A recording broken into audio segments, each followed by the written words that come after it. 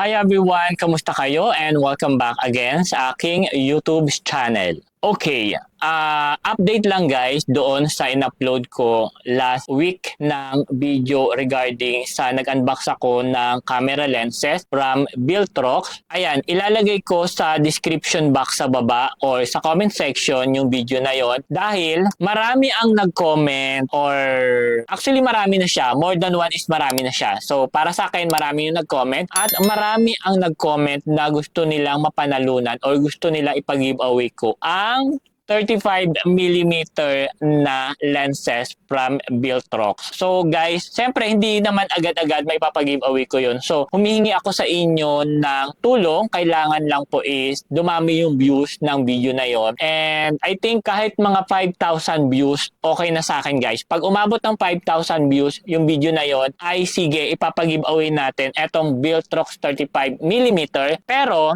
gagamitin ko muna to bukas for my photoshoot etong Viltrox 35mm kasi meron akong isi-shoot or meron akong i-cover na birthday na 7th birthday sa may Jollibee dito sa may amin. And we plan kasi na sana is eto na lang 85mm na 2.0 ang aking ipapag-giveaway. Pero mas majority yung mga nag-comment doon is eto nga lang daw na Viltrox 35mm. And wala akong masabi doon sa mga nag-comment dahil totoo naman, maganda yung image quality ng 35mm.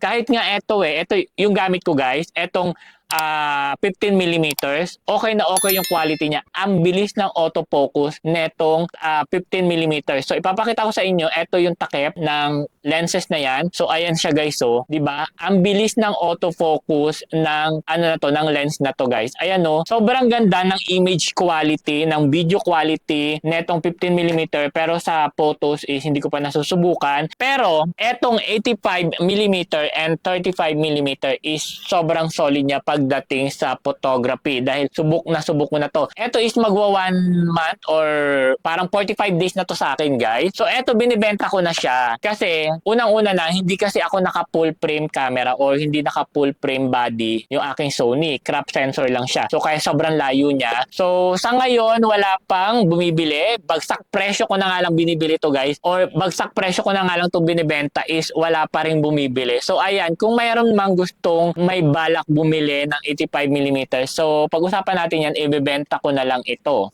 Again, so siyempre humihingi po ako sa inyo ng tulong. Kailangan siyempre mapataas natin yung views ng video na yon para mapag-giveaway natin etong 35mm. Or kung kaya ng budget ko, kaya ng kita ko dito sa YouTube, why not na bumili tayo ng bagong 35mm at yun ang ating ipapag-giveaway. Kaya naman ano pang hinihintay ninyo, make sure ninyo na dumami yung views yon. At on the next video, pag dumami na yung views, sasabihin ko yung mechanics at sasabihin ko kung paano natin ipapag-giveaway ang 35mm na lens. So wala namang problema sa akin yan, basta dumami lang yung views. Kasi before nagkaroon na rin ako ng pag-giveaway dito sa aking YouTube channel. Yun nga lang guys, mga skincare product yung mga pinapag-giveaway ko, mga food supplement yung pinapag-giveaway ko before. And first time ko magpag-giveaway ng camera lenses. Dahil hindi ko alam, sobrang natutuwa lang ako sa mga camera lenses ko ngayon kasi sobrang solid niya talaga as in. Kaya napabili ako ng 15mm para magamit ko siya pang vlog. Eto kasi kung 35mm yung gagamitin ko pang vlog, grabe ang layo niya. Eto parang 5 dangka lang or 4 na dangka lang, ayan na, camera na kagad siya. So yun lang guys, at parang feeling ko nag-overheat na to kasi kanina pa naka-open yung camera ko. So yun lang guys, update lang naman. So ayan, make sure ninyo na mag-subscribe sa aking YouTube channel. I-like na rin ang video na to at mag-comment ka dyan sa baba kung ano pa yung pwede kong ipag-giveaway sa inyo. Wag lang yung masyadong mamahalin. Pero kung kaya naman ng budget natin, ng sahod natin dito sa ating YouTube, at yan ang pag-uusapan natin sa next video, yung aking buong YouTube sweldo. Okay? Pag-uusapan natin yan para magkaroon kayo ng idea kung magkano na ba lahat yung kinita ko sa aking pag-vlog. So yun lamang guys. Maraming salamat. And again, see you on the next vlog. Bye guys!